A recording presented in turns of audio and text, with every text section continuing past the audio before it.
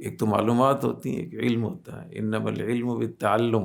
حوادث کی جو مینجمنٹ ہوتی ہے باقاعدہ علم ہے، فن ہے، اس کو حاصل کیا جاتا ہے۔ اگر آپ اردو کی کوئی کتاب شوگر پہ کوئی ہو، کسی ڈاکٹر کی کتاب لکھی، آپ اس کو پڑھ کر اور سمجھیں کہ میں اب شوگر کا ماہر بن گیا ہوں، تو کیا کہیں گے اس کو؟ کہ معلومات آپ نے اکٹھی کر لی، رد و یابس ایسی کوئی اگر احسن الفتاویٰ پڑھ لے، بہیزیور پڑھ لے عام آدمی، تو وہ اس سے مفتی تو نہیں بن جائے گا نا۔ اس کے بعد علم، دینی معلومات اس کو ہو رہی ہیں۔ تو معلومات اور علم وہی فرق ہوتا ہے جو ڈاکٹر میں اور عطائی ڈاکٹر میں فرق ہوتا ہے۔ تو باقاعدہ اس کا علم حاصل کرنا چاہیے، اور علم حاصل کرنے کے بعد آپ ہسپتال کھولیں، آپ کلینک کھولیں، لوگوں کا علاج کریں۔ اور اگر کتابیں پڑھ کے آپ ڈاکٹر بن جائیں، انجینئر بن جائیں، کتابیں کچھ مطالعہ کر کے آپ عالم اور مفتی اور اسکالر بن جائیں، وہ کتنا نقصان۔